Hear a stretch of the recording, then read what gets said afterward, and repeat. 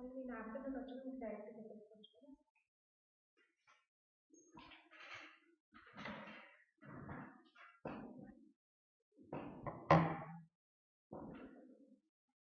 చేసేసారు కదా మీరు నేను. So good morning students. Today I'm going to explain you organ function test. There I'm going to cover you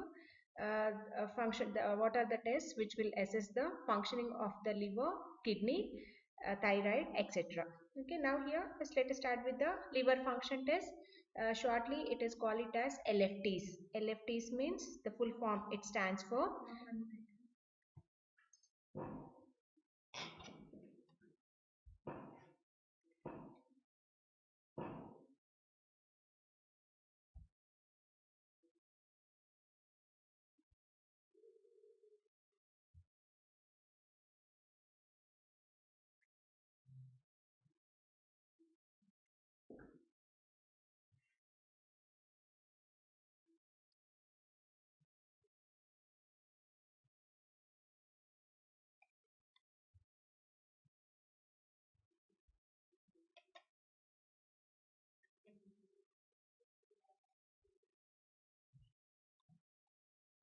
Please join it.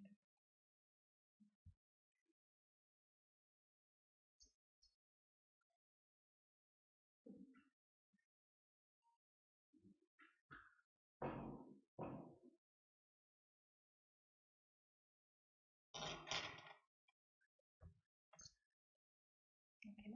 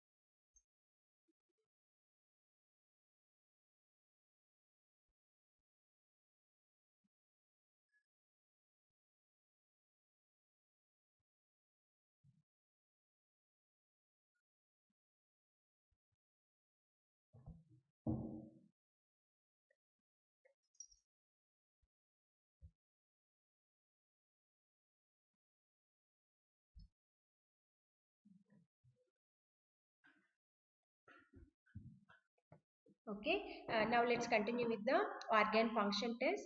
Here in this chapter, I am going to cover you what are all the tests, diagnostic tests, which will assess the functioning of the various organs. Right here, these are the functional tests. Means these are not a single test, group of tests. Okay, group of tests that will assess the functioning of the liver.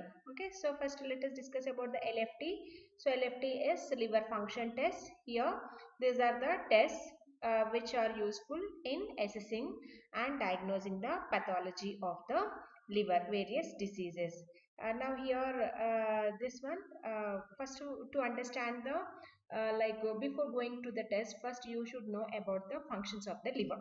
Okay, so liver mainly for functions, metabolic function, excretory function. Okay, and it help in the excretory function, metabolic function, and detoxification function, synthetic function. Okay, liver plays a major role in the metabolisms, detoxification. So that means removal of the toxic compounds from the body, and it also help in the biosynthesis of the various compounds. And not only that, even it help in the excretion of the bile from liver into the intestine. Now here, let us discuss about the functions of the liver. First, metabolic function.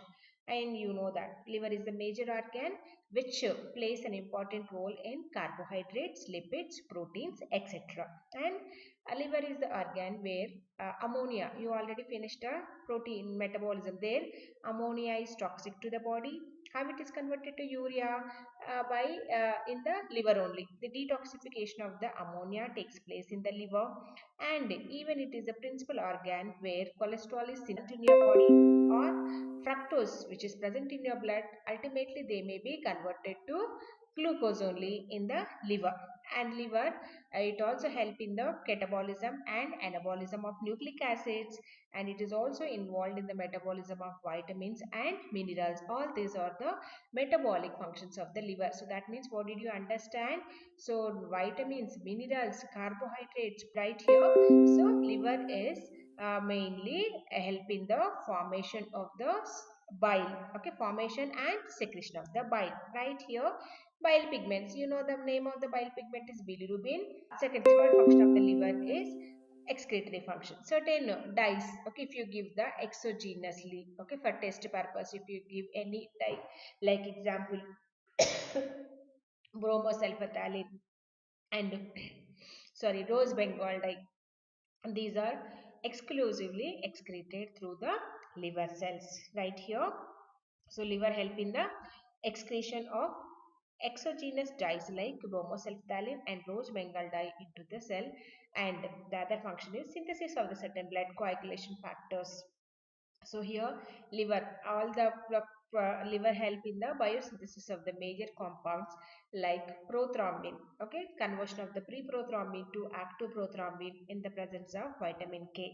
So that means all the blood clotting factors, they are synthesized in the liver, and liver is also involved in the formation of the embryo and in some abnormal states in the adults. So here liver exclusively help in the synthesis of the blood clotting factors.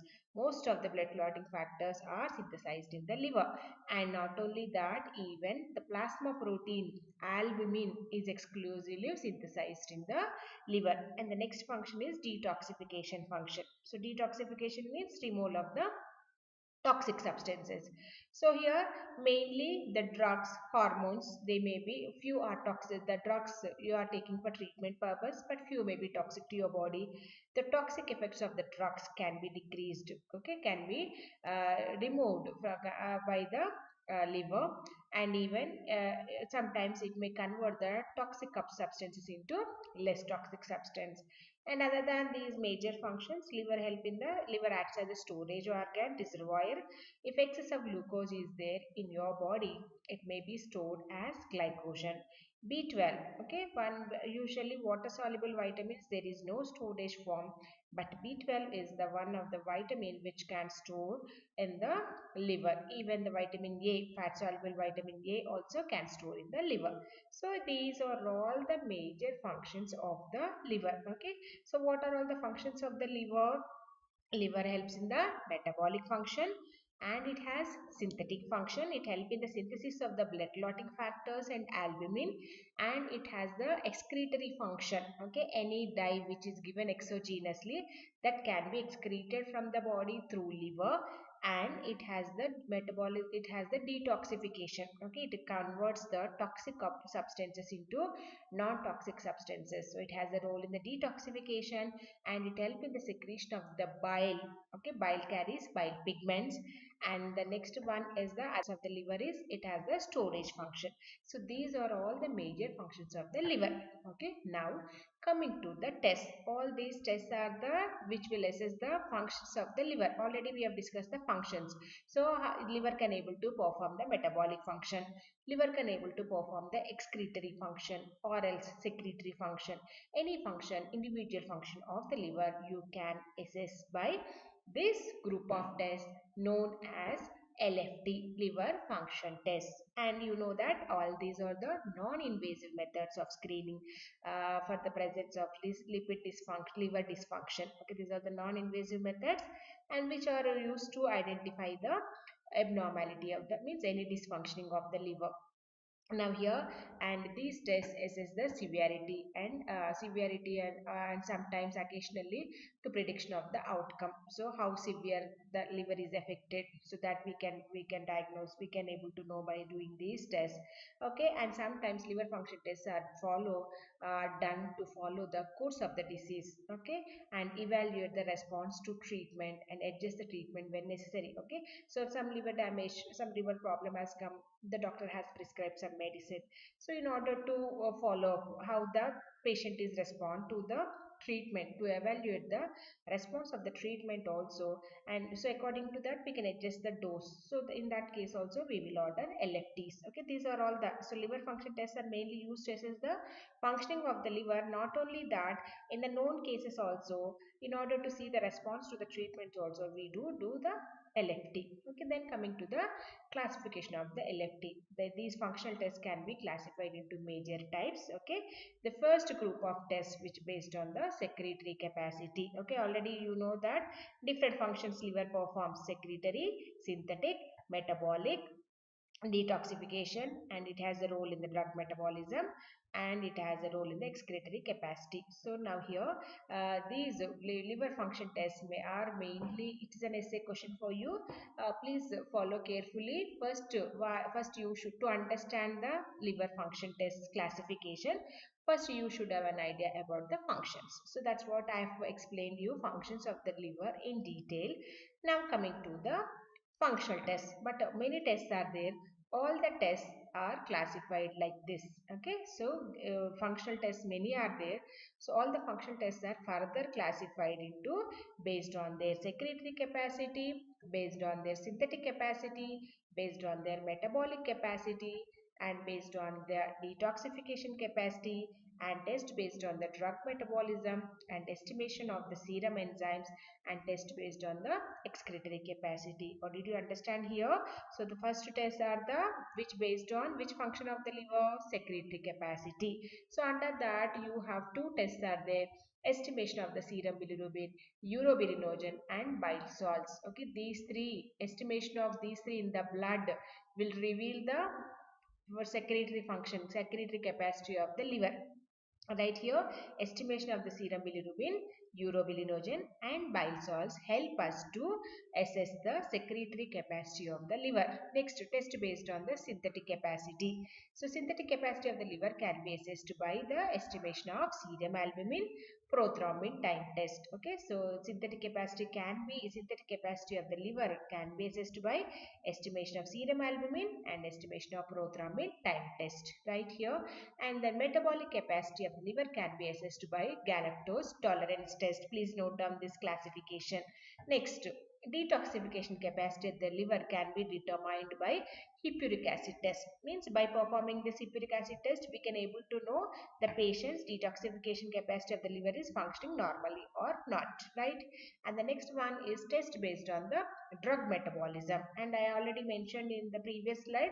So most of the drugs which you have taken orally, they are metabolized in the liver only. So whether the liver has ability with whether to check the drug metabolic capacity of the liver, we can do these tests: antipyrine breath test and MEGX test. Okay, these two are the tests which will assess the drug metabolism. And the next one is generally we do estimate the serum enzymes. Okay, so normally these serum enzymes are present within the liver tissue. Okay, due to the wear and tear of the tissues, okay, there may be release of these enzymes into the blood circulation. Okay, that's what, some amount of these enzymes may be there in your blood circulation. Those are considered as normal values. Suppose if liver damage happens, okay, if the liver has damaged, what will happen? There, these enzymes, okay, then the enzymes which are mentioned here, they may be released more into the blood circulation. So increased levels of these enzymes concentration in the blood could be suggestive of abnormality of the liver. Okay, such examples, such enzymes are ALT. ALT is alanine transaminase. Okay, AST, aspartate transaminase. ALP, alkaline phosphatase, and gamma glutamyl transpeptidase, etc. Okay, these are the enzymes. Generally, they may be there in the liver tissues. Only due to wear and tear of the tissue, some amount may escape from the liver and enter into the blood circulation. So the amount which is there in the blood circulation is considered as a normal values. If there is any liver damage is there, okay, what will happen? The concentration of these will be increased in the blood circulation. So estimation of these enzymes in the serum has the diagnostic importance, which will reveals the functioning of the liver. And the next one is test based on the excretory capacity. Okay, whether I have mentioned the one of the function of the liver is the exogenous dyes like bromosulfathalate. If it is given to the patient, if the liver is functioning normally, it can be excreted in certain time through the urine. So like that, each individual function of the liver can be assessed by the various ways. Okay, so test based on the secretory capacity. Under that, you will have two tests are there: estimation of serum bilirubin, urobilinogen, bile salts, etc. Next one is test based on the synthetic capacity. There two tests are there: estimation of serum albumin, prothrombin time test. And the next one is test based on the metabolic capacity. There you will have two tests are there: galactose tolerance test, and the test based on the detoxification capacity. There hippuric acid test is there. And test based on the drug metabolism, antipyrine breath test, and MEGX test. Test based on the excretory capacity, bromosulfathalin test. And next one is the last one, estimation of the serum enzymes, which involves the estimation of enzymes, namely ALT, AST, ALP, GGT, etc. Okay, now coming to the each test in detail. First one is test based on the secretory capacity. Okay, test based on the secretory capacity, which involves the estimation of serum bilirubin, icteric index, estimation of the bilirubin in the urine. Okay, estimation of the bilirubin in the serum, estimation of the bilirubin in the urine.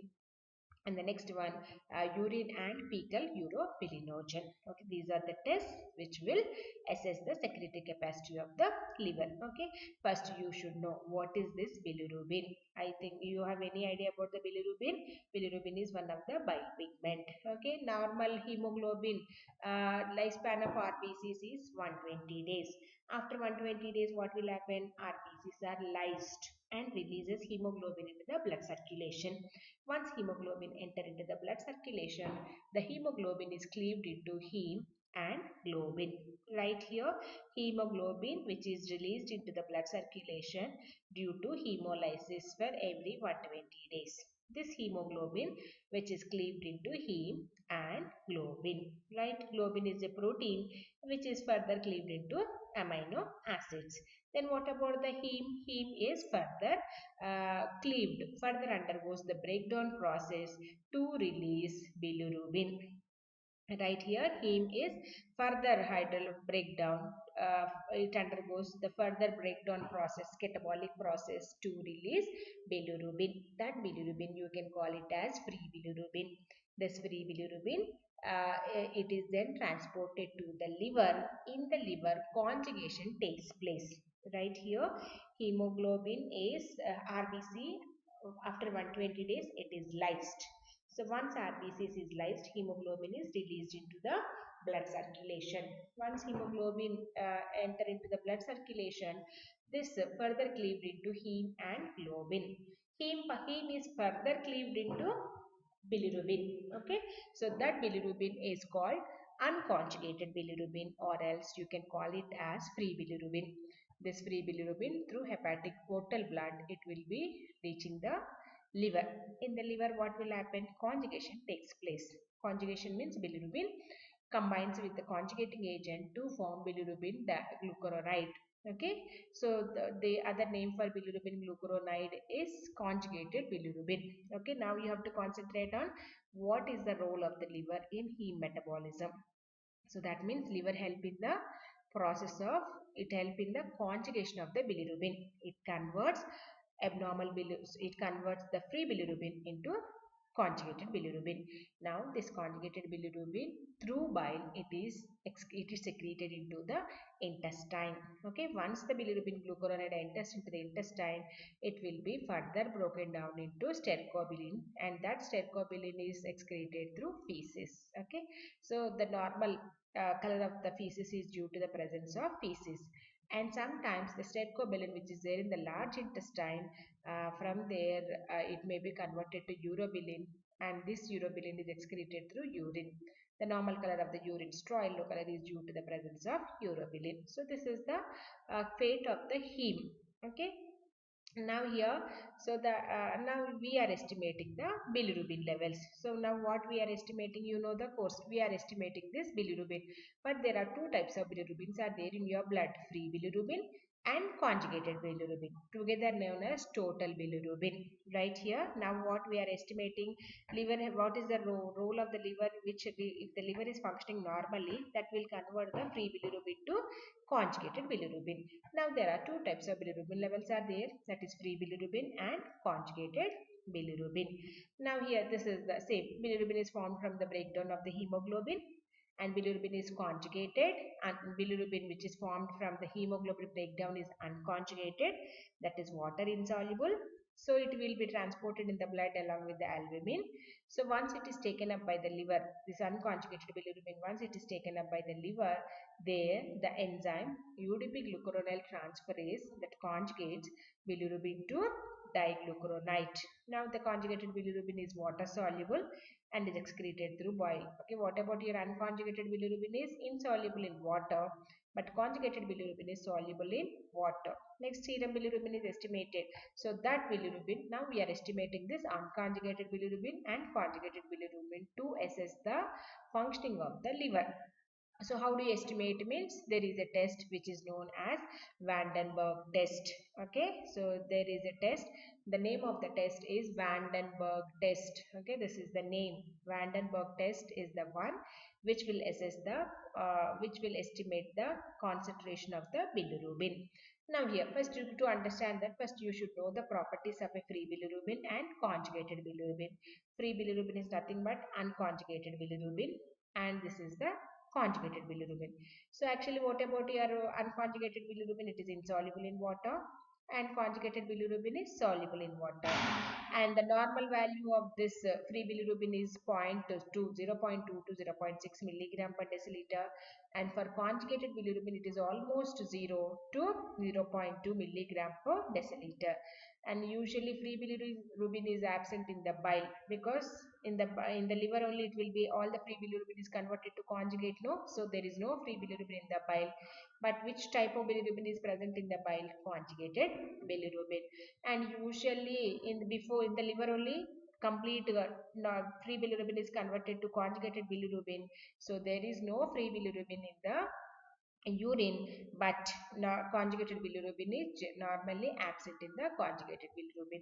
Now here, this free bilirubin can be estimated, these free and total bilirubin, free bilirubin and conjugated bilirubin can be estimated by the test, that is Vandenberg test. Now first note down this, normal total bilirubin means it's a combination of free bilirubin plus conjugated bilirubin is known as total bilirubin. Its concentration is 0.2 to 1.2 milligram per deciliter. That is the total bilirubin levels. Okay, out of that, total means combination of free and unconjugated. Conjugated is nothing but direct bilirubin. Indirect bilirubin is nothing but free bilirubin or unconjugated bilirubin. So direct bilirubin level is 0 to 0.3, almost nil, up to 0.3 milligram per deciliter, and normal indirect bilirubin is 0.2 to 0.9 milligram per deciliter. So direct plus indirect gives rise to is equal to total bilirubin. Okay, direct bilirubin plus indirect bilirubin is equal to total bilirubin levels. Direct is nothing but conjugated bilirubin. Indirect is nothing but unconjugated bilirubin. So generally in your body, the plasma bilirubin levels should be less than 1 milligram per deciliter. So the total bilirubin levels in normal healthy persons should be less than 1 milligram per deciliter. If the level is more than 1 milligram per deciliter, that is known as hyperbilirubinemia. Okay, and levels between 1 and 2 milligram per deciliter is an indicative of latent jaundice. Okay, see here, generally bilirubin level should be less than 1 milligram per deciliter. If the levels are between 1 and 2 milligram per deciliter, that could be suggestive of latent jaundice. Okay, and when the bilirubin level exceeds more than 2 milligram per deciliter, what will happen? Excess bilirubin diffuses into the tissues, and that especially it gets deposited in the nails, subcutaneous, and the sclera conjunctiva, and because of the deposition of the bilirubin under the in the conjunctiva, yellowish discoloration of the eyes may be seen as it is deposited under the skin. Yellowish discoloration of the skin may be observed, and the nails also. So that condition is known as jaundice right here. So bilirubin, you know, bilirubin is derived from the breakdown of the heme, right? And there are two types of bilirubins are present in your blood, that is total bilirubin, that means direct bilirubin, indirect bilirubin. Together should be less than 1 milligram per deciliter. If the level is in between, total bilirubin level is in between 1 to 2 milligram per deciliter, that you can call it as hyperbilirubinemia. Okay, and if the bilirubin levels exceeds more than 2 milligram per deciliter, so that condition is referred to as jaundice. Jaundice is characterized by yellowish discoloration of the sclera conjunctiva skin. Okay, now here there is there is three types of the jaundices are there. Okay, bilirubin levels are increased in the jaundice. If the bilirubin level is more than, total bilirubin level is more than 2 milligram per deciliter, that you can call it as jaundice. So there are three types. Jaundices are of three types, that is prehepatic jaundice, hepatic jaundice, and post-hepatic jaundice. Prehepatic or hemolytic jaundice, hepatic or hepatocellular jaundice, post-hepatic or obstructive jaundice. Okay, there are three types of jaundices are there: prehepatic or hemolytic jaundice. Okay, prehepatic, hepatic, or post-hepatic, or else you can say hemolytic jaundice, hepatocellular jaundice, and obstructive jaundice. Okay, and here what is this hemolytic jaundice means? Here hemolytic jaundice is due to excess breakdown of the RBC. Okay, due to some reasons there is excess breakdown of the RBCs are there. So if excess breakdown of the RBCs means more heme is catabolized and to release more amount of the free bilirubin. Okay, so beyond the capacity of the liver to conjugate, generally what will happen? If from the red blood cells hemoglobin is released by hemolysis, and this heme and further catabolism gives rise to bilirubin. This bilirubin you can call it as free bilirubin, right? And this free bilirubin then transported to the through blood, it will be transported to the liver. There what will happen in the liver? Free bilirubin is converted to conjugated bilirubin. That conjugated bilirubin through bile enters into the small intestine, and there it is converted to stercobilinogen and urobilinogen, which will be excreted through urine and feces, etc. This is the normal metabolism. But here what will happen? There is the increased breakdown of the RBC cells. Because of the increased breakdown of the RBC cells, what will happen? There is increased availability of the hemoglobin. So more hemoglobin is catabolized to release which type of bilirubin? Increased concentration of the free bilirubin is there, beyond the capacity of the liver to conjugate. Liver has certain capacity to conjugate, but here what happened? More of the bilirubin enters into the blood circulation. All the amount could not be conjugated by the liver. So because of that, what will happen? There is increase of free bilirubin in hemolytic jaundice. Okay, so which type of bilirubin levels are increased in hemolytic jaundice? Total bilirubin levels are increased because total is equal to conjugated plus unconjugated. So in any type of jaundice, your total bilirubin levels are increased, right? But there is a reason why the total bilirubins are increased. In hemolytic jaundice, in pre-hepatic jaundice or hemolytic, both are same. Due to the excess breakdown of the RBC, there is increase of the due to excess breakdown of the RBC, there is increase of the free bilirubins are present. Unconjugated bilirubin is present. Now here, the second type is hepatic jaundice. Here, because of the hepatic damage. Okay, here the liver damage happens because of the some pathological condition. So because of that, what will happen? This conjugated bilirubin could not be, sorry, unconjugated bilirubin could not be conjugated. So in hepatic jaundice, there is increase of the conjugated bilirubin and unconjugated bilirubin levels. Okay, then the third one is the post hepatic jaundice. Okay, because in the post hepatic jaundice, what will happen? There is obstruction in the gallbladder due to the stones. Okay, or if there is any stones in the common biliary duct, what will happen? The bile could not reach from the liver to small intestine. Okay, liver, here liver is functioning normally. In the post hepatic jaundice, obstructive jaundice, liver is functioning normally only, but still there is increase of your bilirubin levels. Why the bilirubin levels are increased means here there is an obstruction in the common biliary duct. Because of this obstruction in the common biliary duct, conjugated bilirubin from here could not be enter into here. So because of that, in the blood there is increase of the conjugated bilirubin. If one parameter is increased, obviously there is increase of the total bilirubin levels. So like that, there is three types of jaundices are there. Now I have a question for you. What is jaundice? If the total bilirubin levels is more than 2 milligram per deciliter, that is called jaundice, right? And here total bilirubin is equal to conjugated bilirubin plus unconjugated bilirubin. And there are three types of jaundices are there. That is pre-hepatic or hemolytic, hepatic jaundice, and post-hepatic jaundice or obstructive jaundice, right? In the pre-hepatic jaundice, what will happen? Why it is called hemolytic jaundice? Here there is excess breakdown of the hemoglobin is there. RBCs are lysed. Because of that, there is increase of the concentration of the unconjugated bilirubin levels. Okay, and the second one is the hepatic jaundice. Here the because of the damage due to the liver cirrhosis or toxicity of the liver. Okay, acute hepatitis. In that condition, what will happen? As the liver is not functioning properly, there could be increase of both conjugated bilirubin and unconjugated bilirubin levels. Now here, okay, here also total bilirubin level is increased. The next one is post hepatic jaundice.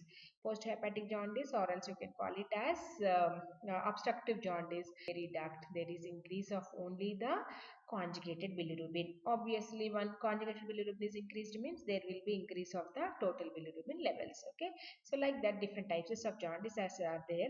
Now this bilirubins, unconjugated and conjugated bilirubin, can be estimated by the simple test that is called Vandenberg reaction. Okay, in this reaction what will happen? The Vandenberg reagent, okay, that is here the conversion of the bilirubin to purple colored azobilirubin when treated with the diazotized sulfanilic acid. Okay, here simple, very simple. You have to take the Vandenberg reagent, add the serum and see the color change. Right here, take the serum, add the reagent. The name of the reagent is Vandenberg reagent. And the composition of the Vandenberg reagent is it composed of diazotized sulfanilic acid. Okay, just take the reagent, add sample, serum sample, and see the color change. If okay, so there are, based on the color change, different responses are there. That is, if you add sample, if you add serum into the reagent, within immediately purple color is developed, that type of the test is called Vandenberg direct positive. Okay, sometimes first color won't be observed. Take the reagent, add the sample, color won't be observed. By the addition of the alcohol, methanol, color will be developed. That type of Vandenberg response is called indirect positive. Okay, sometimes light color is observed initially. After the addition of the methanol, the color is intensified. So that type of response is called Vandenberg biphasic. I hope you are following the bilirubin levels in the serum can be estimated by simple test, that is Van den Berg reaction, right? According to the test, how to do the test? Just take the Van den Berg reagent, add the serum and see the color change. Based on the color formation, there are three types of responses are there.